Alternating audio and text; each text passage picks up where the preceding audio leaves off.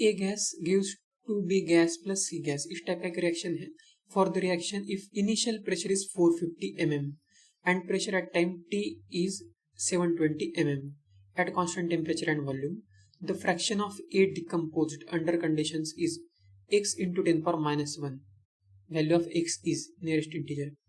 तो इस क्वेश्चन में अब ये रिएक्शन लिख लेते हैं. जैसे A गैस है जो मतलब रिवर्सिबल रिएक्शन है, तो कुछ टाइम के बाद ये इक्विलिब्रियम में आ सकता है. तो स्टार्टिंग में जो दिया है इनिशियल प्रेशर 450, इसका मीनिंग है कि यहाँ पे सिर्फ रिएक्टेंट होगा, प्रोडक्ट अभी फॉर्म हुए ही नहीं है, प्रोडक्ट जो है वो 0 होंगे. अब यहाँ पे सब प्रेशर में दिया है वैल्यू, तो जैसे हम लिखते हैं इनिशियल और फाइनल कंडीशन में क्या क्या है हम ये सब लिखते हैं, इनिशियल एंड फाइनल. अब यहाँ पे सारे गैसेस है तो प्रेशर लिखेंगे हम. नॉर्मली एक्वस होगा तो कॉन्सेंट्रेशन लिखते हैं. इनिशियल प्रेशर सबका लिख सकते हैं, प्रोडक्ट तो फॉर्म ही नहीं हुए होंगे तो ये 0 प्रेशर होगा. इसका ए का प्रेशर ही होगा इनिशियली में, स्टार्टिंग में सब कुछ जो प्रेशर है वो, तो ये 450 mm होगा. तो mmHg में ही हम लिखेंगे प्रेशर, तो ये 450 होगा, 450 अब फाइनली क्या होगा, कुछ टाइम टी के बाद यहाँ पे लिखा है टोटल प्रेशर जो वो 720 है.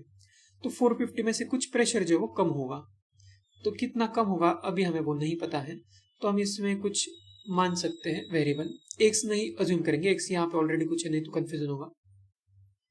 तो यहाँ पे से अज्यूम कर सकते हैं कि 450 में से कुछ पी प्रेशर कम हुआ है, मतलब उतना प्रेशर जो वो रिएक्ट हो गया है.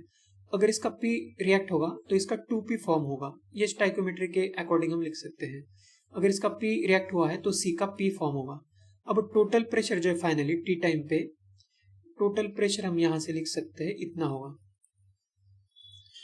तो ये होगा 450 प्लस 2p, 450 प्लस 2p, और ये कितना है ये भी हमें दिया है, वो 720 है. तो यहां से हमें p का वैल्यू पता चल सकता है. 450 प्लस 2p जो है वो 720 होना चाहिए. तो यहां से 2p का वैल्यू होगा 720 माइनस 450, तो ये आएगा 220 प्लस 50 270.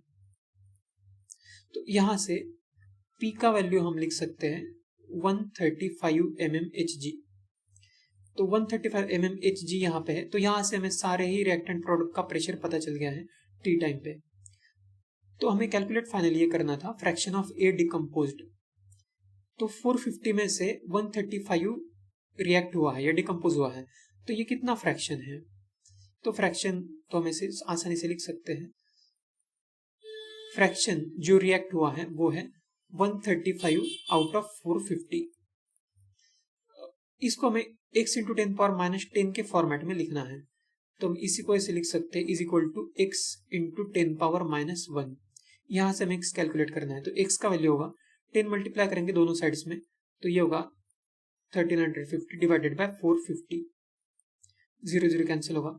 हमें नियरेस्ट इंटीजर कैलकुलेट करना है, तो ये तो एक्चुअली डायरेक्ट 3 से डिवीजन हो सकता है, तो इसका आंसर होगा 3.